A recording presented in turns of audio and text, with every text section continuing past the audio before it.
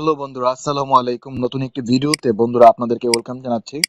আজকে আমি দেখাবো আপনাদেরকে যে আপনার কম্পিউটারের কনফিগারেশন কিভাবে আপনারা চেক করবেন খুব সহজভাবে। প্রথমত আপনার কম্পিউটার প্রসেসর কত জেনারেশন কত, কোন প্রসেসর ইউজ করা হয়েছে সেটা আপনারা কিভাবে চেক দিবেন। তারপর আপনার র্যাম কত জিবি, তারপর হচ্ছে আপনার র্যামটি কি DDR3 নাকি DDR4, আপনার হার্ড ডিস্ক কত জিবি, হার্ড ডিস্ক কোন পার্টিশনে আছে, আপনার কম্পিউটারটি কত সালে তৈরি করা হয়েছে, এই যাবতীয় সবকিছু দেখিয়ে দিব আজকের এক ভিডিওতে। তো প্রথমে আমরা এই ডিসপিসির ভিতরে গেলাম। ডিসপিসির ভিতরে যাওয়ার পর একটা বড় করে নিলাম, এখানে মাউসের রাইট বাটন ক্লিক করব।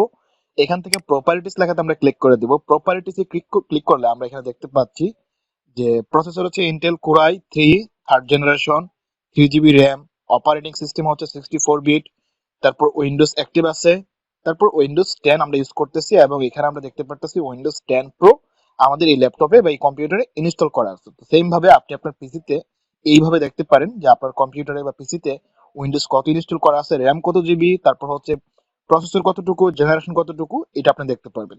এখন ব্যাপার হচ্ছে যে আপনার কম্পিউটারটি কত সালে তৈরি করা হয়েছে এটা আপনারা কিভাবে বের করবেন। তো এটা বের করার জন্য আপনারা সার্চ বারে আসবেন, দেন এখানে আপনারা টাইপ করবেন system information. System information type করার পরে এন্টার দিবেন। এন্টার দেওয়ার পর আপনাদের সামনে এরকম একটা উইন্ডো আসবে। আপনাদের বোঝার সুবিধার্থে আমি এই জায়গাটা মার্ক করে দিচ্ছি এবং জুম করে দিচ্ছি। আমাদের প্রথমে সিস্টেম ম্যানুফ্যাকচার, আমাদের কম্পিউটার মাদারবোর্ডটা হচ্ছে এসপি, তারপর হচ্ছে সিস্টেম মডেল এটা লেখা আছে, প্রসেসর লেখা আছে, তারপর দেখতে পাচ্ছেন 22 ভার্সন, এটা হচ্ছে কম্পিউটারের তৈরির ডেট।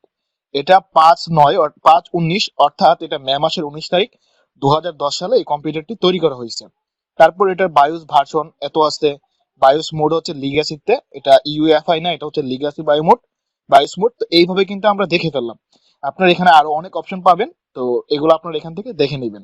তারপর আছে আপনার হার্ড ডিস্কটা কোন পার্টিশনে আছে বা হার্ড ডিস্ক কত জিবি, এটা কিভাবে চেক দিবেন। তো এটা চেক দেওয়ার জন্য এই যে দিস পিসি লেখাটা আছে এটার উপর মাউসের রাইট বাটন ক্লিক করবেন। এখান থেকে চলে যাবেন ম্যানেজে।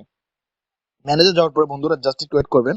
আপনাদের সামনে ডিভাইস ম্যানেজারের উইন্ডোটা, কম্পিউটার ম্যানেজমেন্টের উইন্ডোটা ওপেন হবে। তো আমাদের সামনে ওপেন হয়ে গেছে। এখান থেকে আপনারা ডিস্ক ম্যানেজমেন্টে ক্লিক করে দিবেন। ডিস্ক ম্যানেজমেন্টে ক্লিক করে দেওয়ার পর জাস্ট একটু ওয়েট করবেন।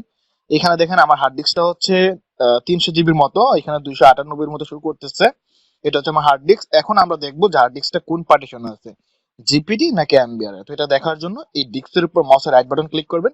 এখান থেকে চলে যাবেন প্রপার্টিসে, তারপর এখান থেকে ভলিউমে ক্লিক করে দিবেন। আমাদের হার্ড ডিস্কটা আছে এমবিআর এ, হয়তো আপনারটা থাকতে পারে জিপিটি বা এমবিআর। তো এইভাবে চাইলে আপনারা পিসির কনফিগারেশন খুব সহজভাবে, খুব সুন্দরভাবে চেক করতে যে আপনার র্যামটা DDR3 নাকি DDR4 এটা কিভাবে বুঝবেন। তো এটা বোঝার জন্য আপনারা টাস্ক বারের উপর মাউসের রাইট বাটন ক্লিক করবেন। এখান থেকে চলে যাবেন টাস্ক ম্যানেজারে। টাস্ক ম্যানেজারে যাওয়ার পর পারফরম্যান্সে ক্লিক করে দিবেন। তাহলে এই পাশে দেখতে পারবেন যে আপনার র্যামটা কি DDR3 নাকি DDR4। এখান থেকে মেমোরিতে ক্লিক করে দিবেন।